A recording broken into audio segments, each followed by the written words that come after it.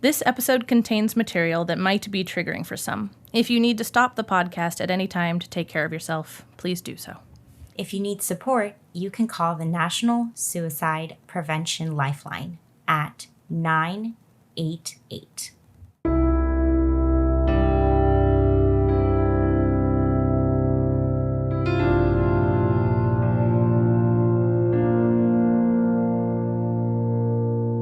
Dialectical behavior therapy was created in the 1980s by Marsha Linehan in Seattle, Washington. Today, DBT is taught all over the world. We're two therapists who believe everyone can benefit from DBT skills. I'm Kate.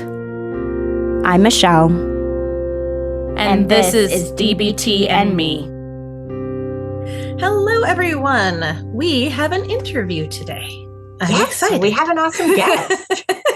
So we're going to be talking about mental health, stigma, and DBT with Lynn Gray. But before we hop into that, let me do a couple of, let's just say warnings. That is not the word I want. Disclaimers. There we go. A couple of disclaimers, as well as promotion. So disclaimer-wise, we've had some technical difficulties in the sound department today. And so we are recording through Zoom instead of through our own audio tracks. And what this means is there may on occasion be background noises that we just can't edit out. And we're sorry in advance. On my end, what that means is that the dog is here when I didn't expect him to be here. And so that might make for a distracted Kate or background noises again.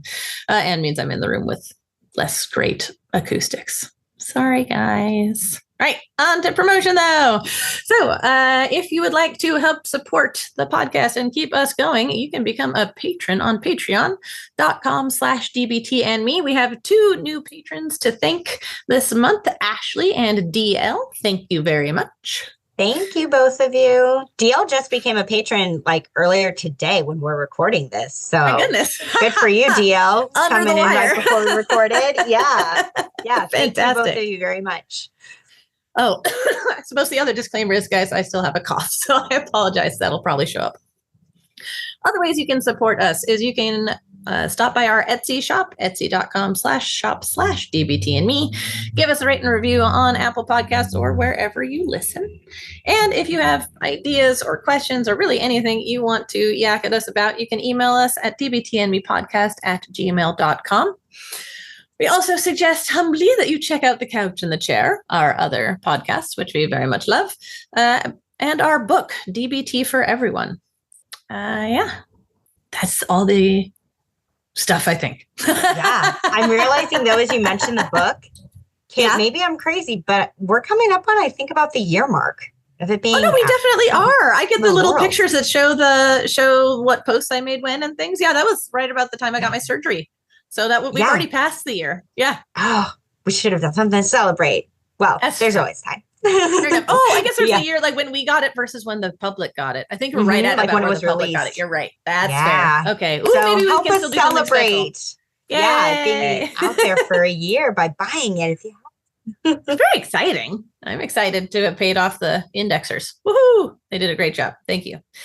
All right. So moving on to our actual topic today. As I said, we're talking about mental health, stigma, and DBT with Lynn Gray.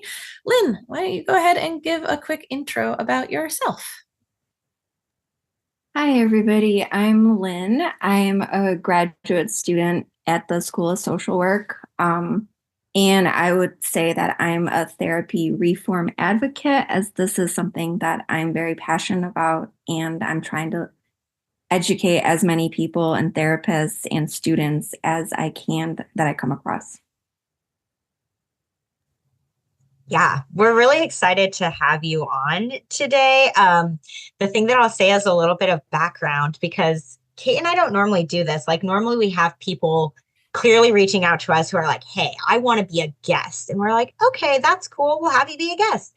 But with Lynn, so I just think this is cool because you just sent us this amazing article that you wrote, which we're going to go over today so that everybody can hear it.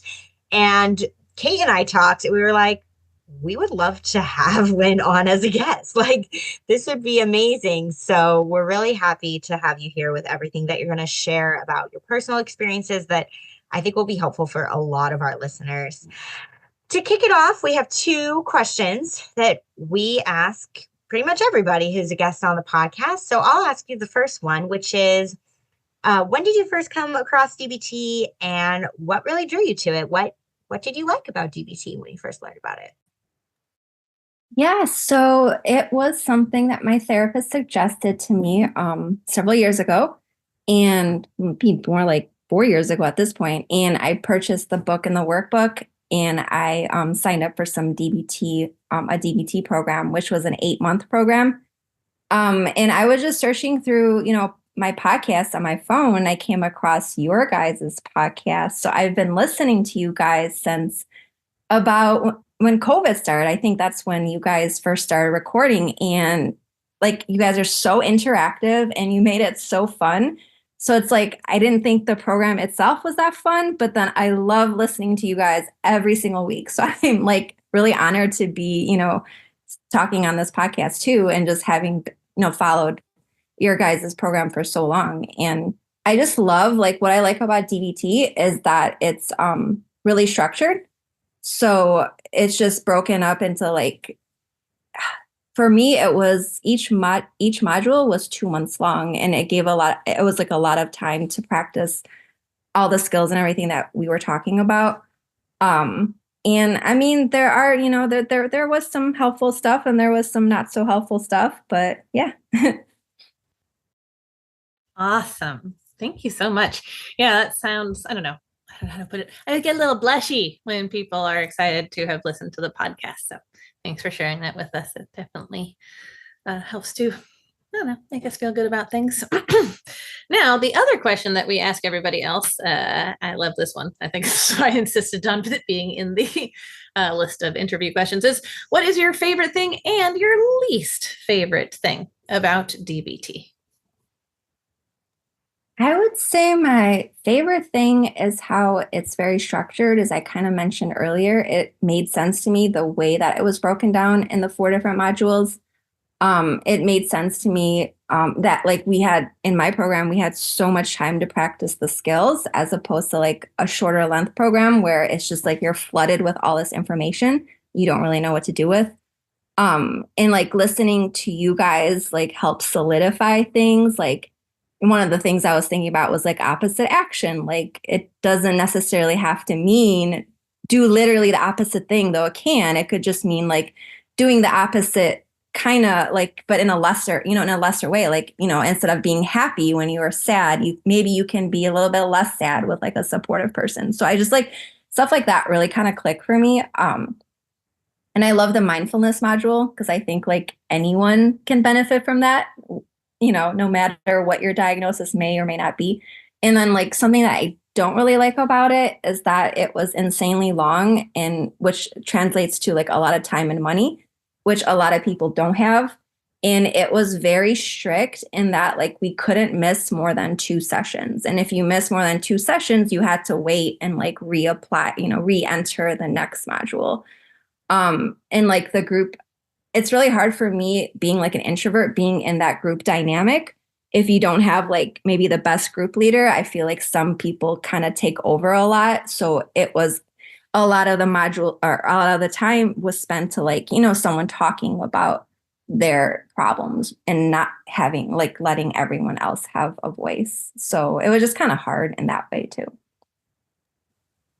I totally hear you on the accessibility piece. When I used to lead groups with, when Kate and I honestly used to lead groups together in community mental health, that was one of the policies in place at the agency we worked at, was that, if people missed more than 2 groups, then they were out of the group, which on the one hand, I understood. And on the other hand, definitely posed a very real barrier to a lot of people who are struggling with various things. And there just wasn't really a lot of wiggle room with that. And I love that you mentioned that one of your favorite things is mindfulness. That's fantastic. And I'm sure definitely speaks to you, Kate. Mindfulness is your jam. So the next thing that we're going to dive into before we keep going with more questions for Lynn, because we thought this would really set the stage to help everybody understand why we wanted Lynn to be a guest on the podcast. And, what she has to say about this is to have Lynn read an article that she wrote for Medium. So, Lynn, whenever you're ready, we'll have you dive in to pulling up the article and reading it for our listeners so they can hear what you wrote. Sure thing, Michelle. I just try to give some backdrop to the article so people who are listening. Yeah, that'd be fantastic. Yeah, definitely. Yeah, so the reason why I wrote this article is so I was trying to find a new therapist. I was going through a lot of life stressors. This would be about 4 years ago with a lot of things are happening, like job change and, death in the family. And I was terminated from my therapist who I'd been seeing at that point. She was looking to kind of wind down her caseload. And I guess I hadn't been doing my homework. And so she thought I would be one of those people who didn't need to continue. And I was just like really sad and full of all these emotions. So I was looking for a therapist and I kept reaching out to people, person after person after person. And because I was being so incredibly, crying and just sad and just like, I was really in it. Instead of being met with like non-judgmentalness and warmth, I noticed that with a lot of therapists too, it wasn't just like one or two. I would say it was it was 15, maybe 20 therapists that I had reached out to who were kind of like labeling me, and they were using it to refer me out. Like I would, even in a 15-minute consultation call, they would say things to me such as, it sounds like you have been diagnosed with borderline personality disorder. Now, mind you, I was nonstop crying. I was, crying about, I just lost my therapist. I just lost my grandmother, like, whatever it was at that point. But over a consultation call or initial session, I was being having this like preconceived notion or this label put over me. And one therapist, she's like, well, I recommend for you DBT because this is something that would help people like you. And I thought to myself, people like who? Like what are you talking about? And so I told her, I'm like, I have taken DBT already. And she's like, are you sure? It doesn't seem like it. And I'm like, for me, it was astounding because once they had like labeled me with once they had thought that I was, having a certain personality disorder, they started treating me a little differently. And this happened so many times. And it just broke my heart. The more I was being kicked out or referred out after that initial session or two, the more I would cry and the more that this would start up again. And it was a nightmare. It was an absolute nightmare. So I took a lot of that angst and I wrote an article about BPD stigma because I think absolutely in the mental health field, this is something that affects a lot of clinicians. Like, of course, not everyone. I don't want to say that every single, clinician does this, but like there is this pervasive stigma in this field that is harming the clients that we work with. And I can't speak about like other clinicians, but I know as social workers, we basically have, an oath to like protect vulnerable and marginalized individuals. And when we perpetuate stigma, we're not doing that. So it's like if I have a unique vantage point where I can speak about this and help create change, then that's what I want to do. So that's kind of where the article came in, where I just wrote this short 3-4 minute read. It's on Medium. It's free for anyone who wants to read it. So I can take a minute to read that. Yeah, amazing. And we're going to post the link to this article in the Facebook group. So people can go back and read it themselves or share it with other people they know who could benefit from it. But thank you for sharing the backstory before we dive into you reading it. That was all really, really helpful to know just the backdrop of where you were coming from at the time in your life when you decided to write this and what inspired you. All right, so let's dive in. All right, so the title is Dear Therapist, This is What BPD Stigma Looks Like. So Borderline personality disorder, BPD, stigma, is when you're feeling depressed and having dark thoughts, but you can't tell anyone, including your therapist. Will they take you seriously? Absolutely. Will they use it as proof of BPD? Some therapists have in the past. These therapists point to their Bible, the Diagnostic and Statistical Manual of Mental Disorders, or DSM, which states recurrent suicidal behavior, gestures, or threats. Apparently, this also includes thoughts of suicide as criteria for BPD. It does not matter if I've battled depression for a while and that I sometimes feel hopeless or worthless. What matters to them is I thought of the S word, suicide. So I remain quiet. BPD stigma is when you have experienced trauma in the form of early abandonment from a primary caregiver. If those wounds carry throughout your life, it must be a sign of a personality disorder. Some therapists quote fear of abandonment as criteria for BPD. These therapists sometimes forget that the DSM actually states, in quote, frantic efforts to avoid said abandonment. So it's not just not that fear. Once a client discloses this deep-seated fear, they may be branded with scarlet letters. BPD stigma occurs when your therapist mentions the word manipulative because as a neurodivergent person, you ask if they can dim the lights or stop tapping a pen on the table. Or worse, you have a meltdown during a session. To them, manipulation is synonymous with BPD. BPD stigma is when you must be careful about your anger. It doesn't matter if you've experienced abuse or bullying as a child. If a therapist decides you're being too emotional or too angry, they may view your anger as disproportionate and in need of skills. I was then referred out to dialectical behavior therapy despite my reassurance that I've already completed the program. Are you sure? One psychologist asked me during the first session. DBT is the best treatment for people like you. During this time, I was coping with several significant stressors. I had recently experienced a death in the family and lost my job. Additionally, I went through a breakup with my best friend and abruptly lost my therapist of 2 years.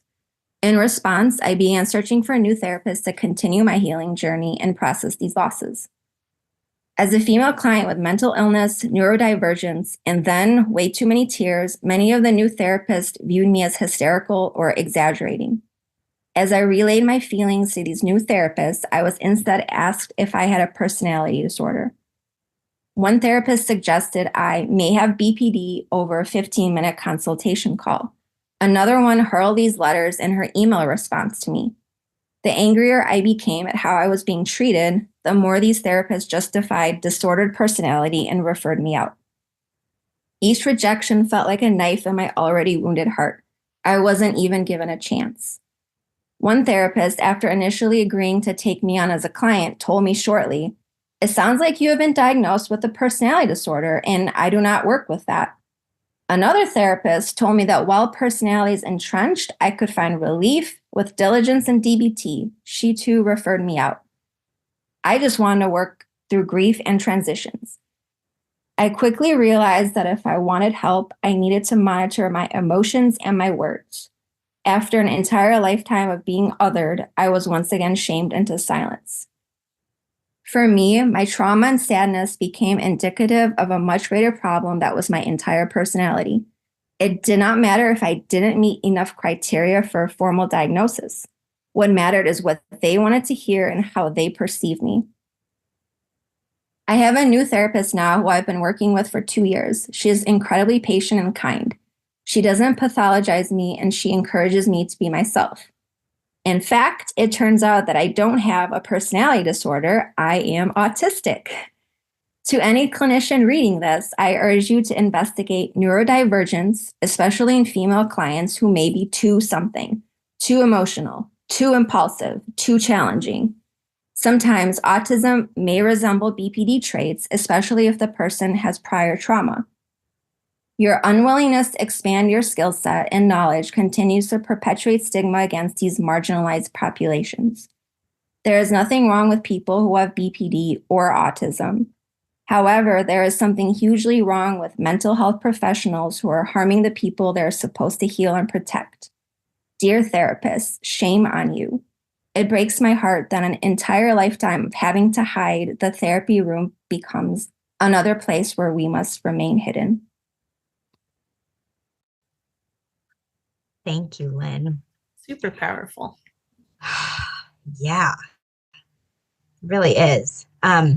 Because unfortunately, experiences like yours are happening more than we'd like to think in the therapeutic space. And it's something where people might assume, because the therapist is, I'm putting this in air quotes, though you all can't see me as you're listening, right? The authority in the room, right? We're the one with the education and the training and all of this, that we are the one who then knows best. And that's certainly not true. So reading that article, I think, really lays the foundation for everything else we're going to be asking you today on this episode, what we're going to be talking about. Because, everything that you described about BPD stigma absolutely persists in the therapist community. There's no doubt about that. BPD, I would say, is one of the most stigmatized diagnoses out there. So what do you think is the biggest thing that can be done to counteract this stigma that clients are experiencing? What do we need to do?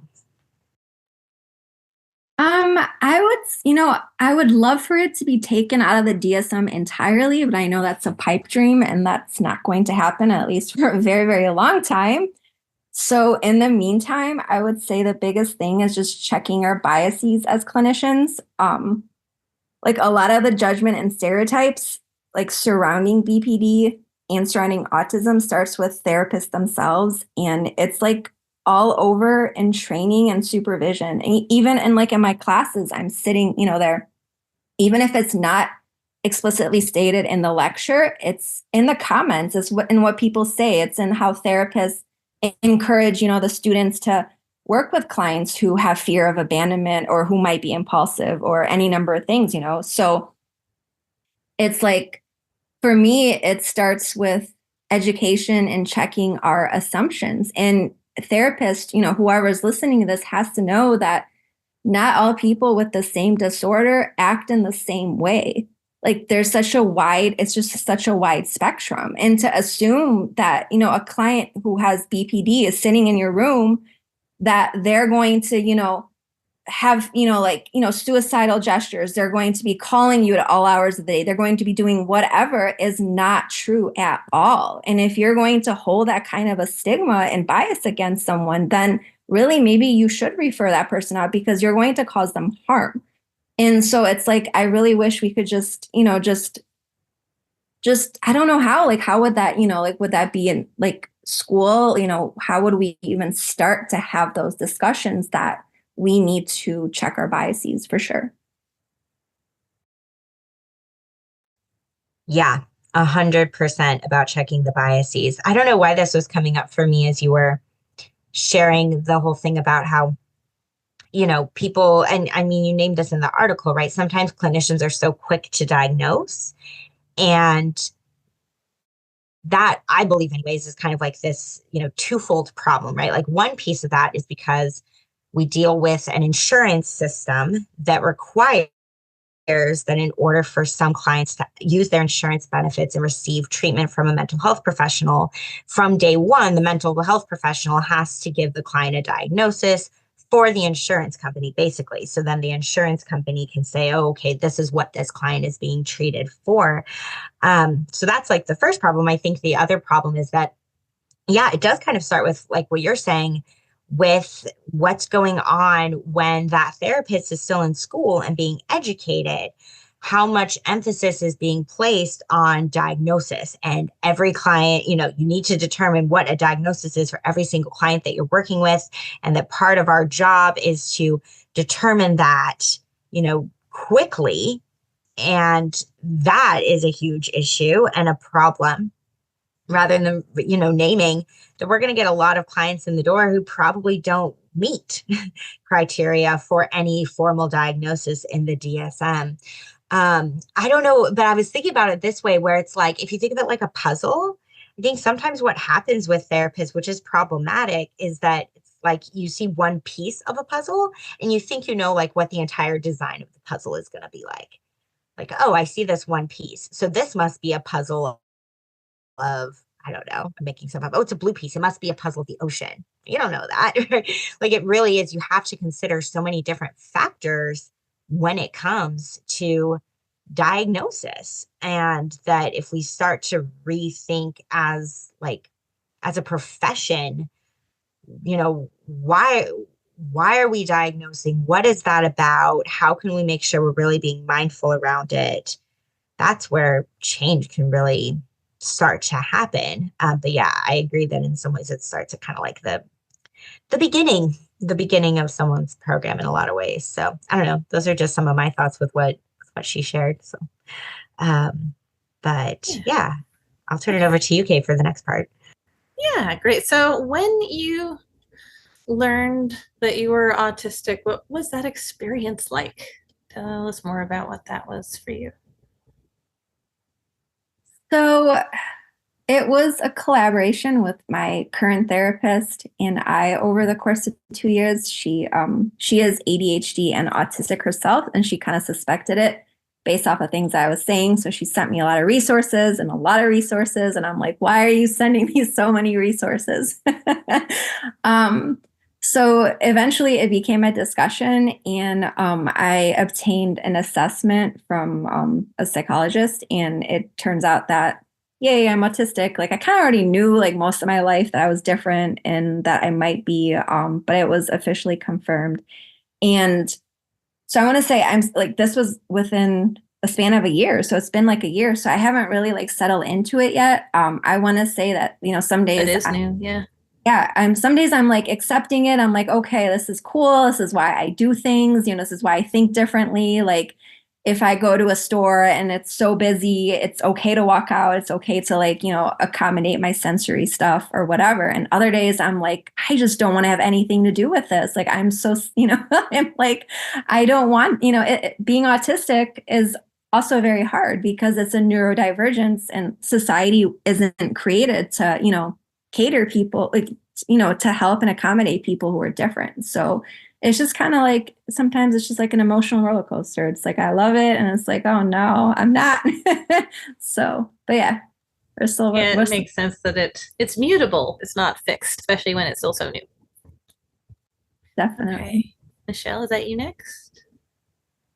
Yeah, that is me next. That was actually one of the things that we really wanted to name aloud. You're already speaking to it a little bit, Lynn, which is great, is that when people do receive a mental health diagnosis, people can have all kinds of different responses to that diagnosis, or they can develop like a different type of relationship with that diagnosis where like some people, I think, they feel really validated and really seen. And they're like, oh my gosh, this makes so much sense. Like it's this light bulb moment when they get a diagnosis and they're really grateful for it in a lot of ways. And then other people can experience a whole lot of shame and a lot of confusion or questions, even if they're like, okay, yeah, this does fit for me. Like I see why I'm being, told by my therapist that I might meet criteria for this diagnosis.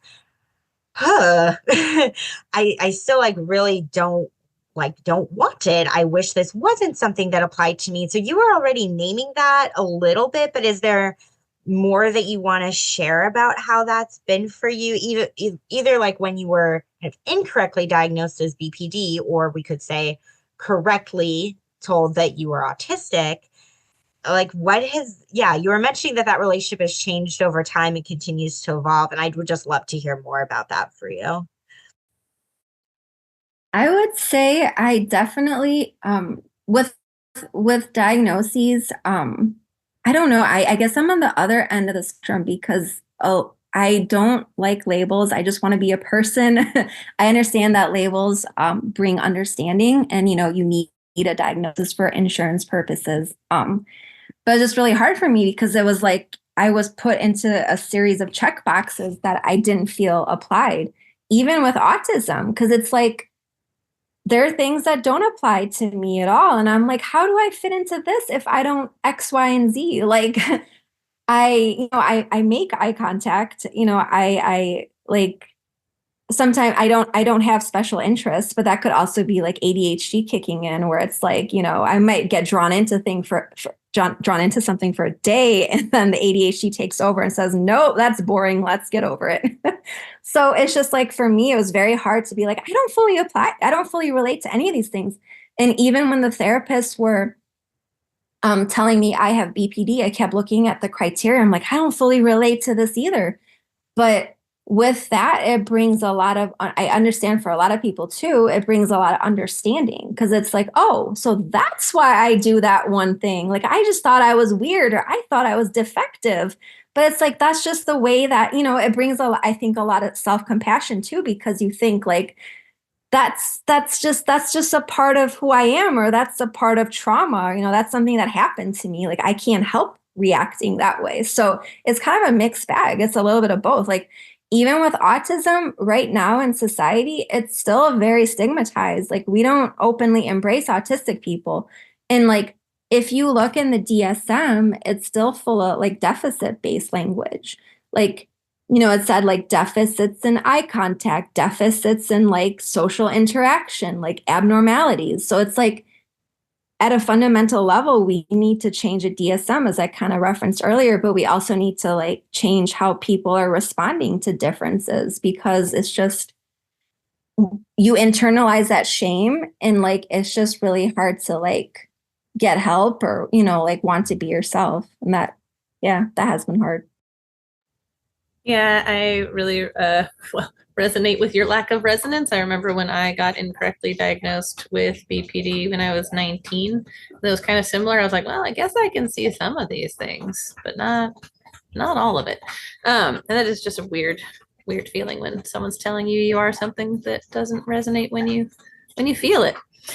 So speaking of people telling you what you are or what you have, what is one thing that you wish therapists would change when it comes to diagnosing their clients?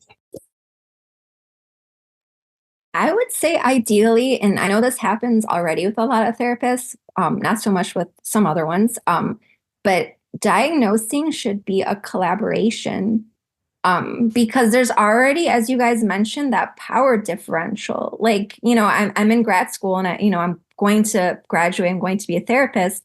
Just for that fact alone, I hold a lot of power. Now, we're not even going to be talking about like my identities versus the clients and like how that holds privilege and power. But like, so when I say, I think you have X, Y, or Z, and then I'm going to put this on your record or send it to insurance or do whatever, I'm exerting my power. There should be a discussion with the client. Like, hey, let's look at these symptoms. Let's look at how they might apply to you, how they might not apply to you. And I think the client should get input. Like, wait a minute, like, I don't think that applies really. Like, and here's all my examples why. Like, that would help the client have a sense of agency, I think, and like feel fully empowered. And also I think like education is really important, because like, we're not being taught in school. And I know that also goes for like training for therapists, like of neurodiversity. Most people don't know what autism even looks like. Like, it can look different for females and males. Most people don't know what BPD looks like. Like, again, like as we spoke earlier, it's just assumptions. Like, you see stuff in movies, or you see one person who has the most extreme presentation of something, and you're like, oh yeah, that's it. It's like, oh no, it's not. So it's like education and collaboration would be the two things that I would say needs to change. I love that combination. Yeah, I think that anyone decrying who and what someone else is already on the wrong path. So not decrying, decreeing. Jesus Christ, decry is an entirely different word, Kate. Sorry, guys. Also, apologies. The dog is chewing on a very loud bone in the background. I'm sure it can be heard. But no, I really love those points, Lynn, especially about like how much people are willing to proffer labels they don't fully understand, and how problematic that is. Yeah, definitely. I love what you're talking about with collaboration, Lynn. That is huge, to make sure that we're really listening to what our clients are sharing about their lived experience. And that it's something where the client is being given as much information as they can about like what the DSM does say, or, why the clinician is leaning in the direction they are for a diagnosis, and just really also like asking the client how they feel about that diagnosis. All of that's really, really important. So shifting the conversation a little bit, because up until this point, we really wanted to talk more about diagnoses, right? How that can feel for clients, the potential like pitfalls and problems that can come along with diagnosis that get diagnosing that get overlooked by clinicians.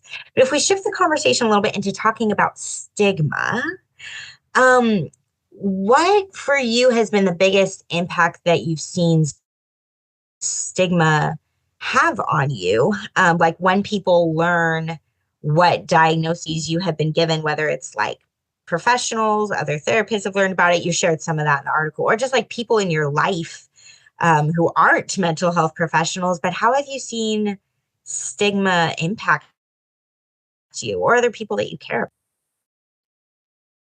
Yeah, stigma is really hard because like it just affects people and I don't know how to change it. I mean, at a bigger macro level, but it being labeled with various things, even, with autism, it's brought a lot of shame because of the stigma.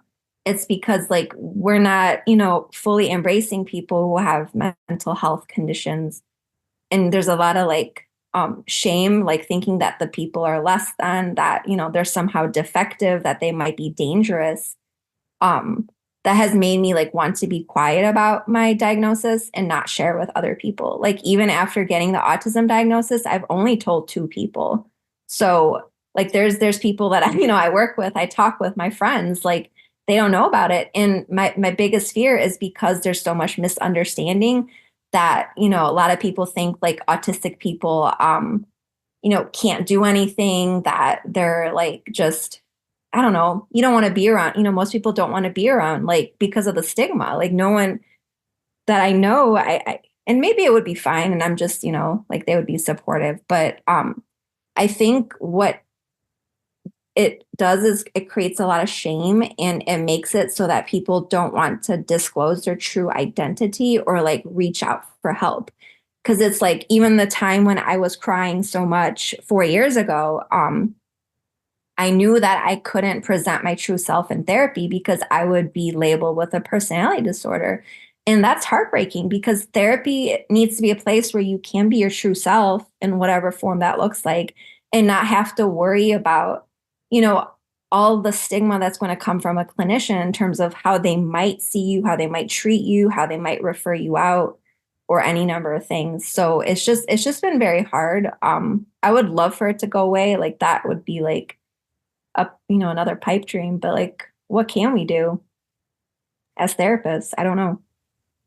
Yeah, no, I was really struck as you were talking, Lynn, about how much of what you were saying I could also resonate with as a member of the LGBTQIA plus community, and just how the stigma there also makes it, question whether or not you can tell people about it, how people might respond, how that might cause them to judge you differently, being unsafe in the therapist's office. I had never really thought about the parallels there between the stigma against mental health issues and the stigma in other arenas, and how it all can be very, I don't know, like a gagging, right? It's silencing and isolating in those ways. What do you recommend our listeners do if they suspect that their counselor just doesn't get it when it comes to their mental health diagnosis or diagnoses? I would say definitely talk to them about it. Like, even if that's really, really hard and you really don't want to do it, it's very easy, as we mentioned earlier, to think, the therapist is the expert. Like they have the knowledge and the education and everything, so they must know. But it's like, in actuality, the client is the expert. Like we know ourselves better than anyone, even including the therapist. So please like talk to them about it, bring up how you think you might be, a different diagnosis, or, maybe you are that what they're suggesting, but keep that open dialogue. And that there absolutely are clinicians out there who don't stigmatize their clients and who are aware of neurodiversity. So if something isn't working with your own therapist, and they're not listening to you for whatever reason, that like, please have the power to walk away at that point, because like you are your biggest advocate in this field, especially with like, you know, stigma and everything. Like you have to like stand up for yourself and you have to speak up for yourself, as hard as it is. And as someone who also has CPTSD, you know, it's very easy for me to fall into the dynamic of, oh, well, my therapist is nice to me, we get along, they see me, like, why would I want another therapist? But if it comes to the point where, you know, you just don't feel like your diagnosis fits and they aren't hearing you, or they're treating you a little bit differently, then and you know, you talk to them about it and it's not working out, then please like find something different, because they are out there, and like the neurodiversity movement is growing, and there's more and more clinicians who are becoming aware of like, you know, how LGBT, you know, Q issues and stuff presents in the world, how autism, like all these things. Like I think we're in a time of change, and I think there can be a lot of hope. So yeah, don't be afraid to speak up is what I would have to say. That is such a great positive note to end all that on. All right. Well, so thank you so much, Lynn, for all of your answers to all of these questions. I deeply appreciate your willingness to be vulnerable and to talk about a subject that doesn't get a lot of attention. And just before we move on to closing moments and the end of moments, do several of them. No, before we move on to the closing moment and the end of the episode, do you have anything you'd like to promote about yourself or other articles or YouTube channels, etc.? I would just promote the article on Medium. I think it's very educational if anyone wants to read and share it widely, because this is something that, you know, needs to be said, needs to be discussed, especially in the therapy circles. And for anyone who is exploring autism, there's some really good social media influencers on YouTube, on TikTok. You know, one that I follow is Yosemite Sam. She's great, very informational.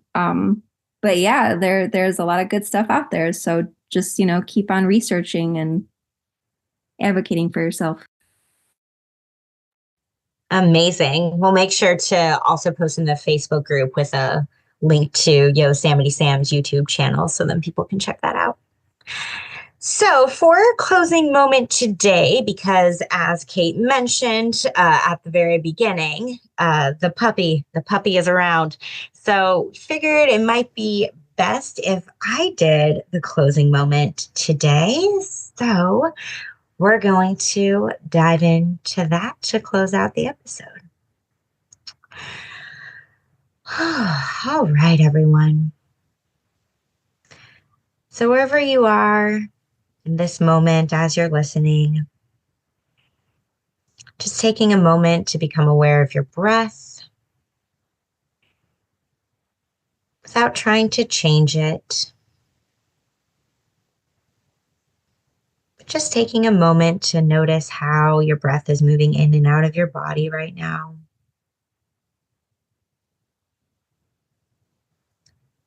And if it's safe for you to do so and you feel comfortable, you're welcome to close your eyes if you like.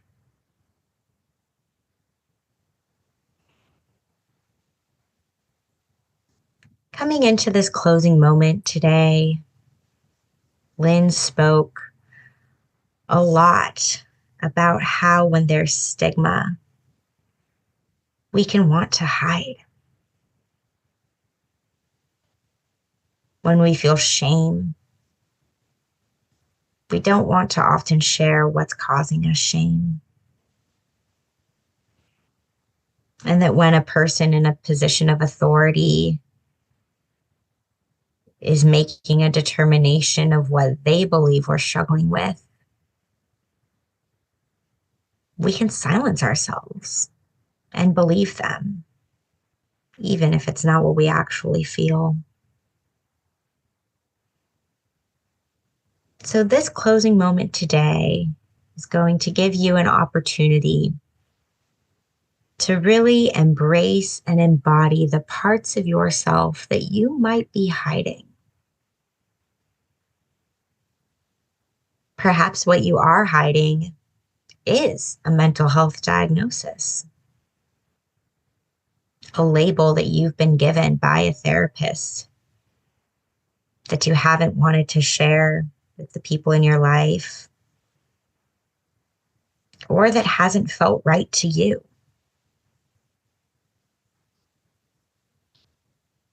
Maybe it's something about your personality or an identity that you hold. This closing moment today is going to present you with a space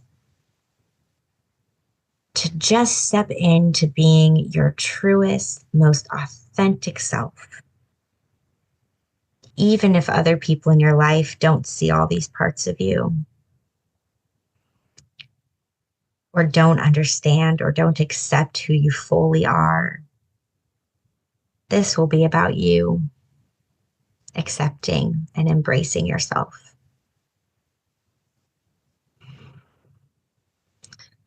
So taking another breath here.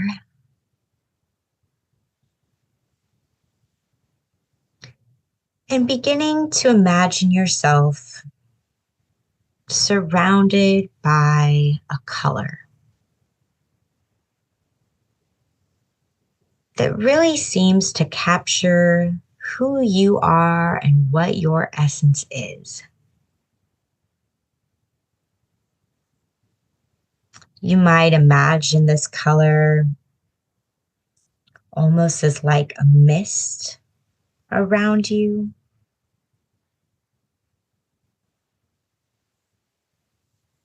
Or you might imagine it as if you were in a bubble or a container that's filled with this color.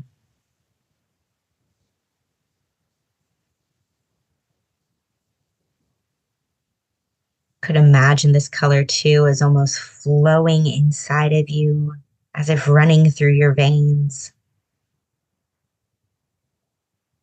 However it comes to you,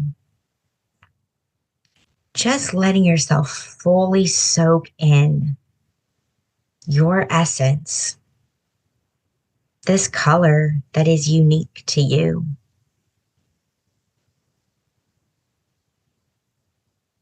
Without hiding anything, without censoring or changing any part of you. In this moment, being surrounded by and filled with this color, you are embracing your true self, all parts of you.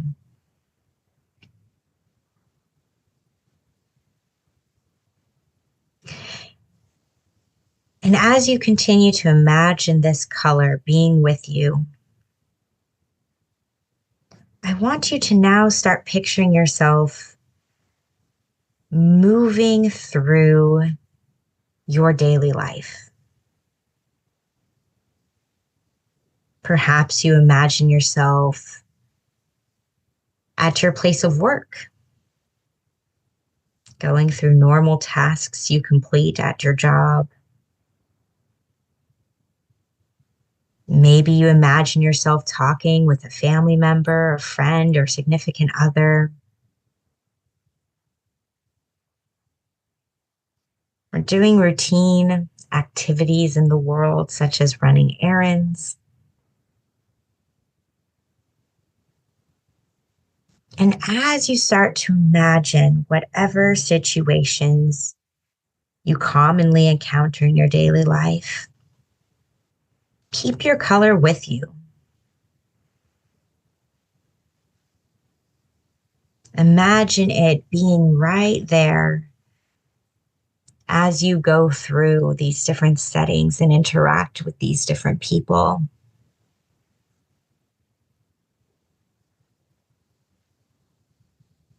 And just become aware of how that feels to you. What do you notice as you fully embrace all parts of you going through your life?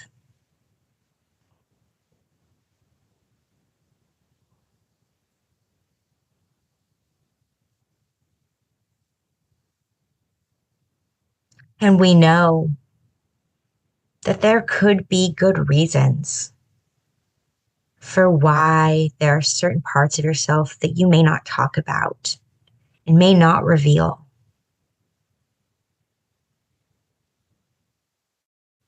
The fear of stigma and judgment from others is very real. And that is why it becomes so important to take this opportunity here today to feel it now.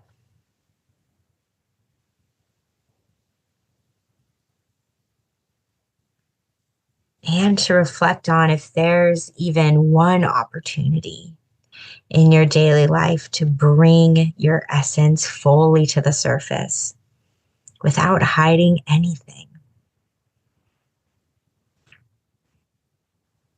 To reflect on where you can show up fully and feel safe and feel seen.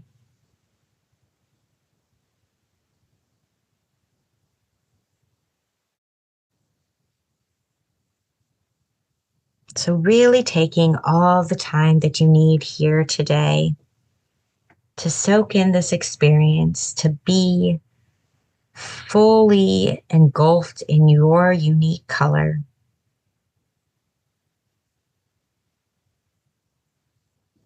Noticing how it really feels to allow your full self to show.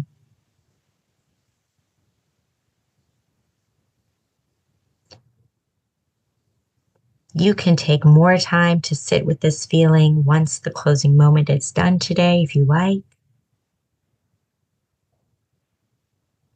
But for now, you might start bringing some gentle movement to your body as this closing moment comes to an end. And if your eyes have been closed, you may now open them and come back to the environment that you're in.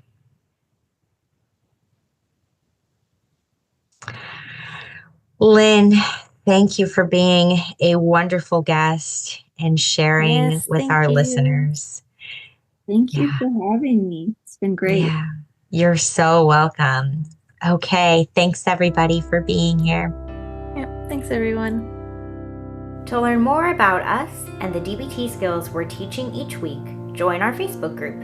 Simply log in to your Facebook profile and search for DBT and Me podcast.